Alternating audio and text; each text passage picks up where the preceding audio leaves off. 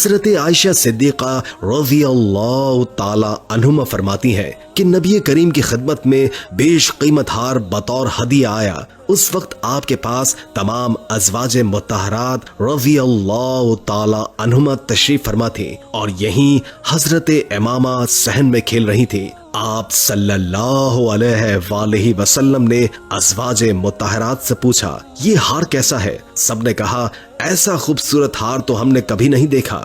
تو آپ نے فرمایا، یہ ہار میں اس کو دوں گا جو اہل بیت میں مجھے سب سے زیادہ محبوب ہے۔ پھر آپ صلی اللہ علیہ وآلہ وسلم نے وہ قیمتی ہار خود اپنے دست مبارک سے حضرت امامہ رضی اللہ تعالی عنہما کے گلے میں پہنا دیا۔ حضرت فاطمہ رضی اللہ تعالی عنہما نے اپنے انتقال سے قبل حضرت علی کو وصیت فرمائی تھی کہ اگر میرے بعد شادی کریں تو میری بڑی بہن کی بیٹی امامہ کے ساتھ کرنا، وہ میری اولاد کے حق میں میری قائم مقام ہوگی۔ چنانچہ حضرت علی نے اس وصیت کے مطابق 12 ہجری میں حضرت امامہ بنت ابو العاص رضی اللہ تعالی عنہما سے نکاح کیا اور حضرت زبیر بن عوام نے اپنی نگرانی میں ان کی شادی حضرت علی سے کر دی۔ حضرت زینب مکے سے مدینہ تشریف لائی تو دوران ہجرت حبار بن اسود کے نیزے سے زخمی ہو گئی تھی۔ کچھ عرصے کے بعد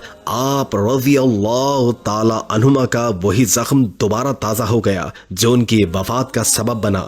حضرت سیدہ رقیہ رضی اللہ تعالی عنہما، حضرت رقیہ حضور نبی کریم کی دوسری صاحبزادی ہے اور یہ حضرت زینب سے چھوٹی ہے۔ نبی کریم نے اپنی بیٹی حضرت رقیہ کا نکاح اپنے چچا ابو لہب کے بیٹے عتبہ سے کیا تھا۔ ابھی رخصتی ہونا باقی تھی جب نبی کریم خاتم النبیین کے عظیم منصب پر فائز ہوئے۔ پیغام اسلام کے راستے میں رکاوٹ ڈالنے اور پیغام حق کے مقابلے میں کفر اور شرک کی اشاعت کرنے کے باوجود اللہ تعالیٰ نے وحی کا نزول کر کے ابو لہب اور اس کی بیوی کی مذمت فرمائی، اور ابو لہب نے اپنے بیٹوں کو بلا کر کہا، اگر تم نے محمد کی بیٹیوں کو طلاق دے کر ان سے علیحدگی اختیار نہیں کی تو تمہارا میرے ساتھ اٹھنا بیٹھنا حرام ہے۔ دونوں بیٹوں نے حکم کی تعمیل کی اور دختران رسول سیدہ رقیہ اور سیدہ ام کلثوم کو طلاق دے دی۔ جب ابو لہب کے لڑکوں نے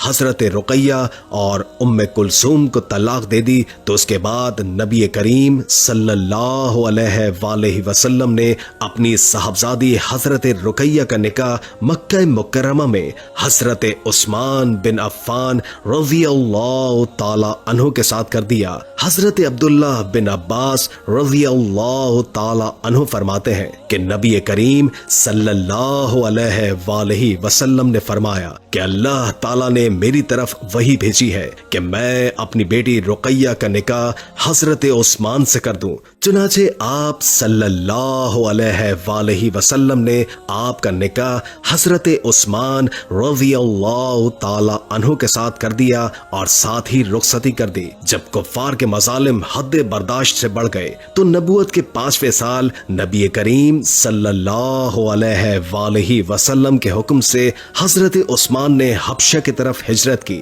اور ان کے ساتھ حضرت رقیہ بھی تھیں۔ راہ خدا میں ہجرت کرنے والوں کا یہ پہلا قافلہ تھا۔ اس موقع پر حضور پرنور نے فرمایا، یہ جوڑا خوبصورت ہے۔ ایک عورت حبشے سے مکہ پہنچی، نبی کریم صلی اللہ علیہ وآلہ وسلم نے اس سے ہجرت کرنے والوں کا حال احوال دریافت فرمایا تو اس نے بتایا، اے محمد، میں نے آپ کے داماد اور آپ کی بیٹی کو دیکھا ہے۔ آپ نے فرمایا، کیسی حالت میں دیکھا تھا؟ اس نے عرض کیا، عثمان اپنی بیوی کو سواری پر سوار کیے ہوئے جا رہے تھے اور خود سواری کو پیچھے سے چلا رہے تھے۔ اس وقت نبی کریم صلی اللہ علیہ وآلہ وسلم نے فرمایا، اللہ ان دونوں کا مصاحب اور ساتھی ہو۔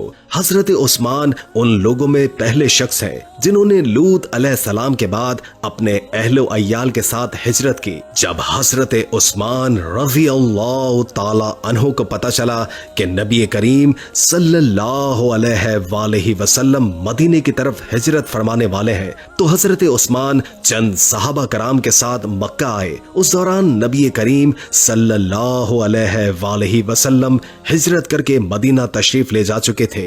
हिजरत हबशा के बाद हजरत उस्मान हिजरत मदीना के लिए तैयार हो गए और अपनी बीवी हजरत रुकैया समेत मदीने की तरफ दूसरी हिजरत फरमाई। हबशा के जमाना क़याम में उनके यहाँ एक लड़का पैदा हुआ जिसका नाम अब्दुल्लाह रखा गया, जिसकी वजह से हजरत उस्मान की कुनियत अबू अब्दुल्लाह मशहूर हुई। अब्दुल्लाह का मदीना मुनव्वरा में इंतकाल हुआ।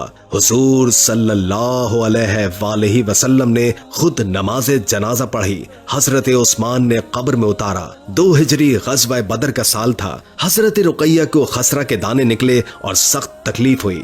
हुजूर सल्लल्लाहु अलैहि वसल्लम बदर की तैयारी में मसरूफ थे। नबी करीम सल्लल्लाहु अलैहि वसल्लम और सहाबा कराम गज़वे में शिरकत के लिए रवाना होने लगे तो हजरत उस्मान भी तैयार हो गए। नबी करीम सल्लल्लाहु अलैहि वसल्लम ने उनको खिताब करके फरमाया, रुकैया बीमार है, आप उनकी तीमारदारी के लिए मदीना में ही मुकीम रहें। आपके लिए बदर में शिरकत करने वालों के बराबर अजर है और अज़ाइम में भी उनके बराबर हिस्सा है। जब नबी करीम सल्लल्लाहु अलैहि वसल्लम गज़वा बदर में शरीक थे, हुजूर की अदम मौजूदगी में सैयदा रुकैया का इंतकाल पुरमलाल हुआ। फिर उनके कफन दफन की तैयारी की गई। ये तमाम उमूर हजरत उस्मान रज़ियल्लाहु ताला अन्हु ने सरअंजाम दिए। गज़वा बदर की फतह की बशारत लेकर जब ज़ैद बिन हारिसा मदीना शरीफ पहुंचे तो उस वक्त हजरत रुकैया को दफन करने के बाद दफन करने वाले हजरात अपने हाथों से मट्टी झाड़ रहे थे। हजरत सैयदा उम्मे कुलसूम रज़ियल्लाहु ताला अन्हुमा हजरत सैयदा उम्मे कुलसूम रज़ियल्लाहु ताला अन्हुमा नबी मुकर्रम सल्लल्लाहु अलैहि वसल्लम की तीसरी बेटी है। ये हजरत रुकैया से छोटी है। ऐलान नबूवत से पहले नबी करीम सल्लल्लाहु अलैहि वसल्लम ने अपनी बेटी हजरत उम्मे कुलसूम का निकाह अपने चचा अबू लहब के बेटे अतीबा के साथ कर दिया था। लेकिन जब इस्लाम का दौर आया और नबी करीम सल्लल्लाहु अलैहि वसल्लम ने ऐलान नबूवत फरमाया और कुरान मजीद का नुज़ूल शुरू हुआ और कुरान करीम में सूरह लहब नाजिल हुई जिसमें अबू लहब और उसकी बीवी की मजम्मत की गई। तो अबू लहब ने अपने बेटे उतैबा से कहा, मोहम्मद सल्लल्लाहु अलैहि वसल्लम की बेटी को तलाक दे दो।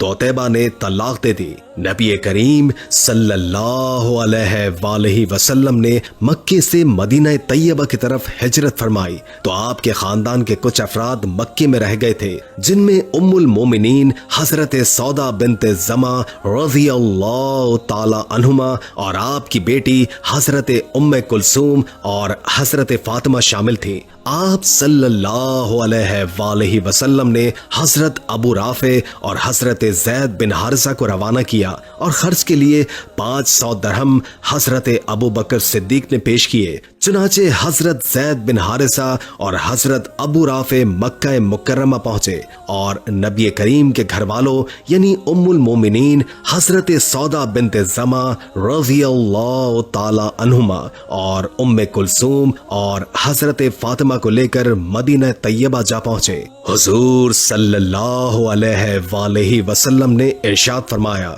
मैं अपनी बेटियों को अपनी मर्जी से किसी की तजवीज में नहीं देता, बल्कि अल्लाह की तरफ से उनके निकाहों के फैसले होते हैं। जब हजरत रुकैया का इंतकाल हुआ तो हजरत उस्मान को सख्त सदमा पहुंचा।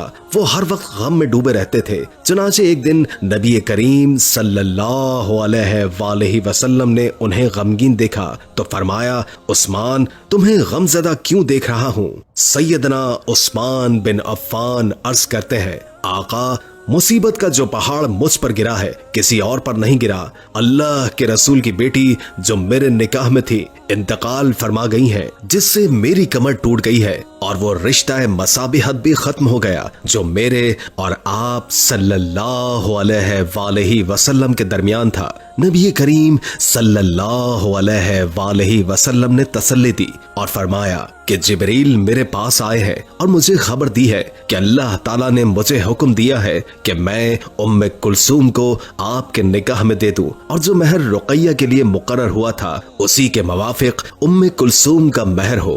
चुनाचे हजरत उम्मे कुलसूम का निकाह हजरत उस्मान के साथ रबीउल अव्वल 2 हिजरी में हुआ और जमादुल अव्वल में रुखसती हुई। हजरत उस्मान के निकाह में हुजूर पुरनूर की 2 लख्त जिगर आई, जिसकी वजह से उनको ज़ुन नौरैन कहा जाता है। इसी तरह उन्हें 2 हिजरतें करने का एहसास हासिल हुआ, एक हबशा और एक मदीना की तरफ, तो ज़ुल हिजरतैन का लक़ब हासिल हुआ। इब्ने असाकर में है, हजरत आदम अलैहिस्सलाम से लेकर हुजूर पुरनूर तक कोई ऐसा इंसान नहीं गुजरा जिसके निकाह में किसी नबी की 2 बेटियां आई हों सिवाय हजरत उस्मान के। रिवायात के मुताबिक हजरत सैयदा उम्मे कुलसूम से हजरत उस्मान की कोई औलाद नहीं हुई। नबी करीम सल्लल्लाहु अलैहि वसल्लम की ये तीसरी बेटी हजरत सैयदा उम्मे कुलसूम भी शाबान 9 हिजरी को इंतकाल फरमा गई। हजरत सैयदा उम्मे कुलसूम 6 साल तक हजरत उस्मान के निकाह में रही। सैयदा उम्मे कुलसूम के इंतकाल पर हजरत उस्मान एक बार फिर गमों के समंदर में डूब गए। इन हालात में नबी करीम सल्लल्लाहु अलैहि वसल्लम ने हजरत उस्मान को तसल्ली देते हुए इरशाद फरमाया, यानी मेरे पास 10 बेटियां भी होती तो मैं यक्के बाद दीगरे उस्मान के निकाह में दे देता। हजरत सैयदा फातिमा रज़ियल्लाहु ताला अन्हुमा।